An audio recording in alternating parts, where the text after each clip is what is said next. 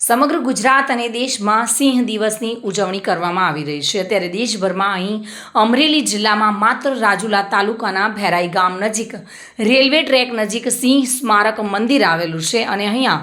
સિંહ પ્રેમીઓ તથા વન વિભાગના ધારાસભ્ય હીરા સોલંકી ઉપસ્થિત રહ્યા હતા, જેમાં સિંહ સ્મારક મંદિરે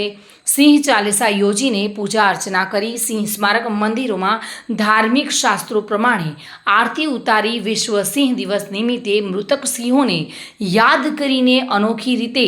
ઉજવણી કરવામાં આવી હતી। ધારાસભ્ય હીરા સોલંકી પણ ઉપસ્થિત રહ્યા હતા અને સિંહોની ધરતીને લઈને ગૌરવ અનુભવી અને ભૂતકાળમાં સિંહોના મોતને લઈને મૃતક સિંહોને યાદ કર્યા હતા અને સ્મારક સ્મૃતિને લઈને જાગૃતતા અને સિંહો સાથે વસવાટ કરતા લોકો સહકાર આપી સિંહોની રક્ષા આ વિસ્તારમાં કરી રહ્યા છે તેના માટે અભિનંદન આપ્યા હતા અને સિંહ પ્રેમીઓ સાથે મુલાકાત કરી આ ઉપરાંત વન વિભાગના અધિકારીઓ સિંહ સ્મારકને શ્રદ્ધાંજલિ અર્પણ કરી ઉપસ્થિત રહ્યા હતા અને લોક જાગૃતિ ફેલાય તે માટે લોકોને સૂચન કર્યા હતા।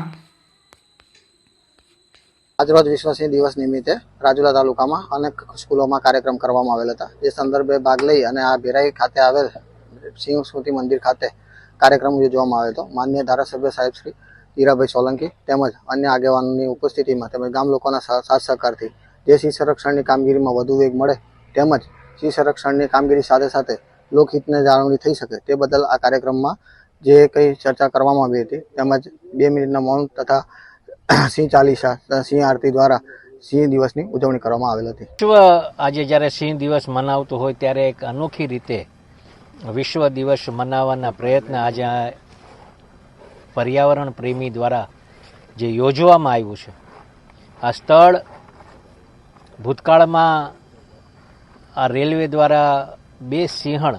કપાણી હતી અને એના સ્મારક એની સ્મૃતિ અર્થે આ સિંહ સ્મારક અહીંયા જ્યારે બનાવવામાં આવ્યું હોય ત્યારે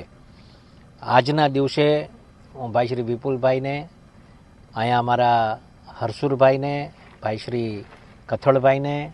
અમારા પ્રમુખ હરસુરભાઈ લાખણોત્તરાને હું ખૂબ ખૂબ અભિનંદન આપું કે આ સ્મારક આ સ્મૃતિ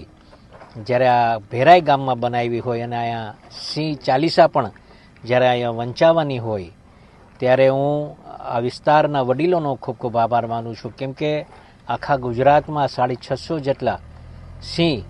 અહીંયા વસવાટ કરે છે। આજે દુનિયા વિશ્વ સિંહ દિવસ ઉજવી રહી છે ત્યારે માત્ર ને માત્ર આખી દુનિયાનું એક સ્મારક મંદિર હોય તો એ ભેરાઈ ગામની અંદર છે। સિંહણનું અમે સ્મારક મંદિર અહીંયા આગળ લાયન નેચર ફાઉન્ડેશન દ્વારા અને પર્યાવરણ પ્રેમી અને સિંહ પ્રેમીઓ દ્વારા આ વિસ્તારની અંદર કરવામાં આવ્યું છે। હું વાત કરું કે આ સ્મારક શા માટે બનાવવામાં આવ્યું,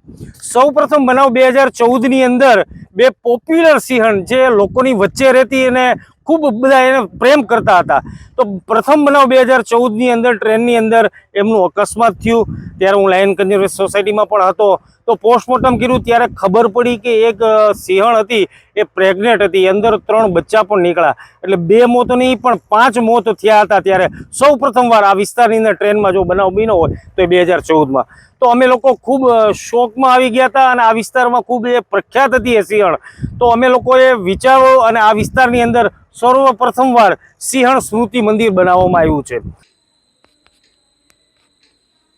સમગ્ર સૌરાષ્ટ્રમાં સિંહોની સંખ્યા દિન પ્રતિદિન વધી રહી છે, પરંતુ સૌથી વધુ હાલ અમરેલી જિલ્લાના સિંહોની સંખ્યા